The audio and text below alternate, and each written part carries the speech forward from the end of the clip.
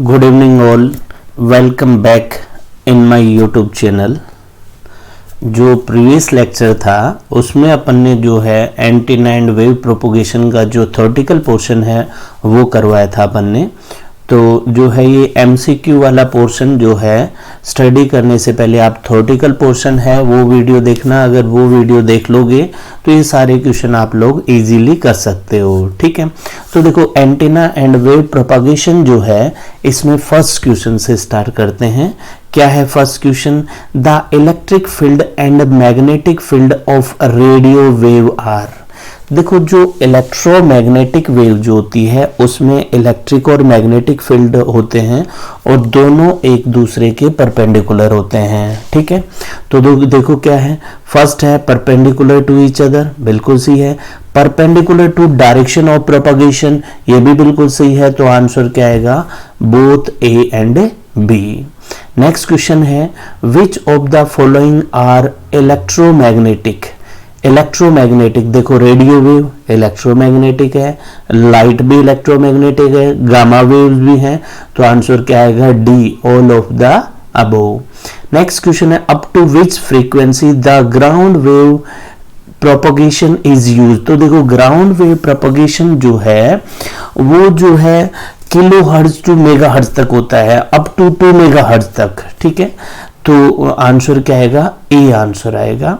In a ground wave propagation which component of electric field is short circuited when it's in contact by earth. तो देखो मैं theoretical portion में बताया था आपको, जब हॉरिजॉन्टल कंपोनेंट जो है, हॉरिजॉन्टल कंपोनेंट जो है पृथ्वी की सरफेस के कांटेक्ट में आता है तब शॉर्ट सर्किट होता है।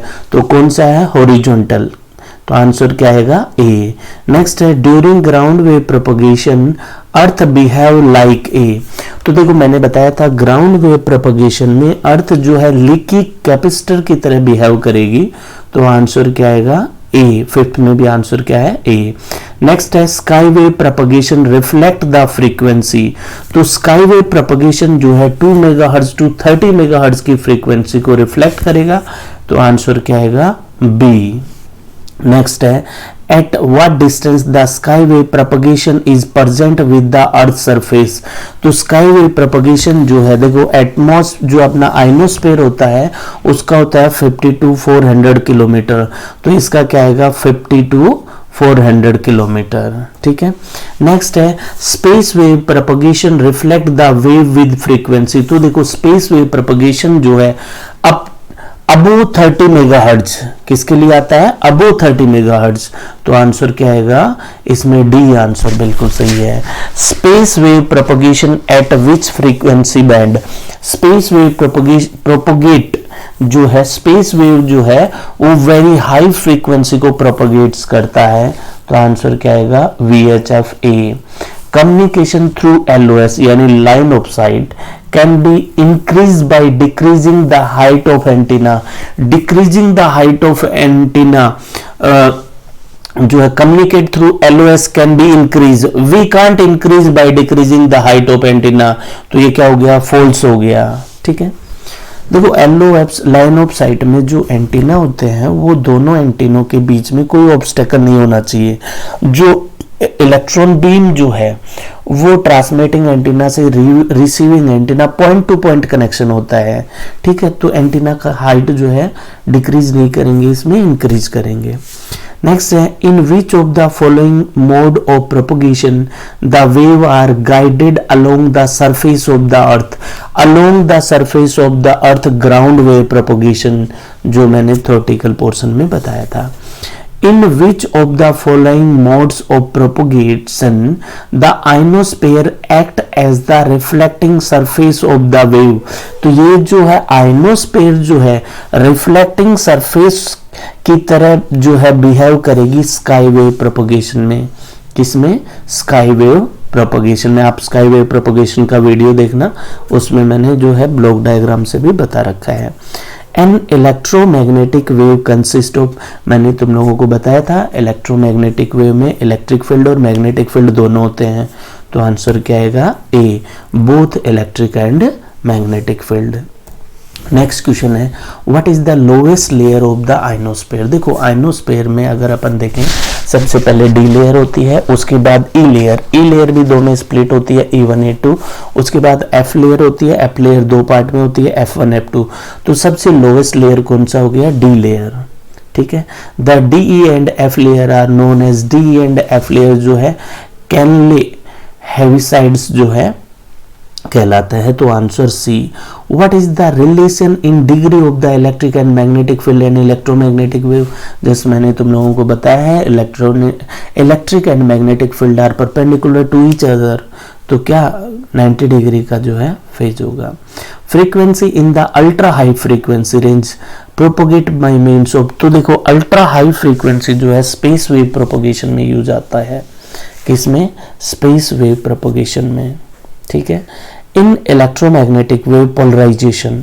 तो देखो पोलराइजेशन जो होता है वो is due to the transverse nature of the wave, इसकी वजह से पोलराइजेशन होता है। तो आंसर बी वाला सही है। नेक्स्ट है what is the highest layer of the atmosphere. तो देखो एटमॉस्फेयर की हाईएस्ट लेयर जो है आइनोस्फेयर होती है। कौन सी होती है, ionosphere. What is the thickest layer of the ionosphere? तो आइनोस्फेयर की सबसे थिकेस्ट लेयर F2 लेयर होती है। ठीक है, the layer that reflect very low frequency wave and absorb medium frequency wave. तो जो डी लेयर जो होती है वो वेरी VLF फ्रीक्वेंसी को क्या करती है, रिफ्लेक्ट करती है, और मीडियम फ्रीक्वेंसी को एब्जॉर्ब करती है, D layer.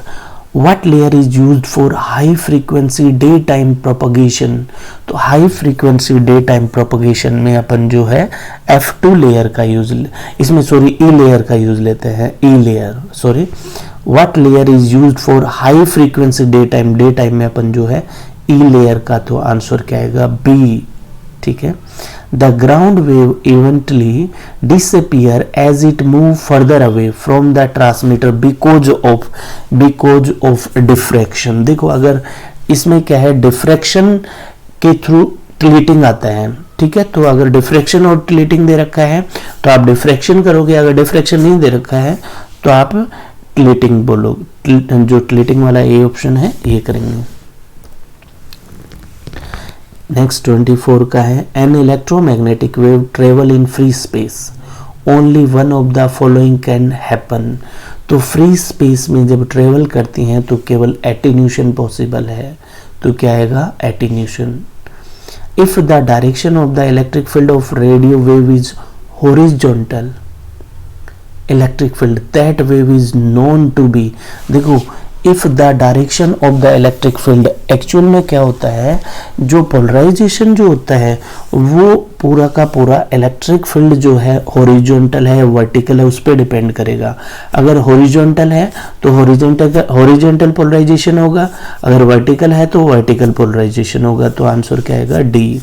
The ability of radio wave to be bent slightly over the edge of sharp obstacle such as a step hill और माउंटेन टॉप इज, इसको बोलते हैं डिफ्रैक्शन। क्या होता है ये, diffraction. The process by which a radio wave is bent and return to earth from one medium to another after striking them is, उसको बोलते हैं रिफ्रैक्शन। क्या बोलते हैं, refraction. A space wave is, जो स्पेस वेव जो होती है उसको line of sight propagation wave भी बोलते हैं, LOS। ठीक है, नेक्स्ट है question number 29।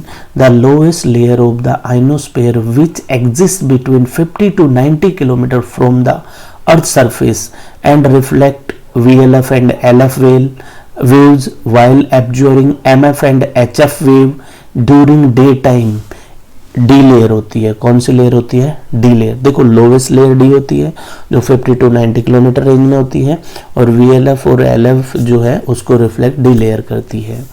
N ionosphere layer which exist between 90 to 120 kilometre above the earth surface and is about 25 kilometre thick. It's MF surface propagation while reflecting some HF during daytime। तो during daytime में E layer जो D layer के ऊपर होता है। This ionosphere layer form at night at about 300 km from the Earth's surface and is responsible for long distance HF wave propagation due to reflection and refraction. It's split during daytime due to the ionization energy from ultraviolet ray of the sun. ये F layer होती है. कौन सी layer होती है? F layer. ठीक है. Next है 32 क्वेश्चन जो है, when the transmitting and receiving antenna are line of sight of each other the mode of propagation is space और डायरेक्ट वेव. कौन सा? स्पेस और डायरेक्ट वेव. ठीक है. नेक्स्ट देखो, नेक्स्ट है अपने पास, is the extra ionization of the A layer resulting to irregular and intermittent reflection of frequencies of up to 80 megahertz in temperate and lower latitude of the frequency of up to 80 megahertz in temperate and lower latitudes. It is variable in time of occurrence, high geographical distribution, penetration frequency and ionization density. ठीक है. is the extra ionization of E layer. तो extra ionization of E layer जो है उसको बोलते हैं स्पोडिक ई. स्पोडिक ई. ठीक है. आंसर क्या आएगा? A. The transfer of electromagnetic wave और energy from one place to another through a suitable transmission medium is. देखो, the transfer of electron magnetic wave from one place to another through a suitable transmission medium is called wave propagation. wave propagation. ठीक है. 35 वाला question है, the ground wave eventually disappear as one move away from the transmitter because of cleating. ठीक है. अगर diffraction देता तो अपन diffraction करते. नेक्स्ट अपने पास है, the absorption of radio wave by the atmosphere depend on the. जो एब्जॉर्प्शन है वो फ्रीक्वेंसी पे डिपेंड करता है, वेव के फ्रीक्वेंसी पे.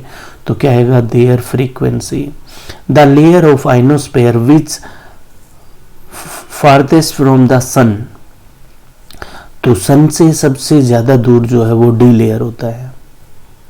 The D layer of ionosphere absorb. तो डी लेयर जो है MF और HF वेव को जो है एब्जॉर्ब करेगा. तो आंसर बी बिल्कुल सही है. It is the lowest layer of the atmosphere where all weather disturbance take place. कौन सी लेयर होती है? ट्रोपोस्फेयर. ट्रोपोस्फेयर. ठीक है. इसमें क्या होता है, जितने भी जो है सीजन इवेंट्स जो होती हैं वो सारे ट्रोपोस्फेयर में होती हैं. ठीक है. Ground wave communication is most effective in what frequency.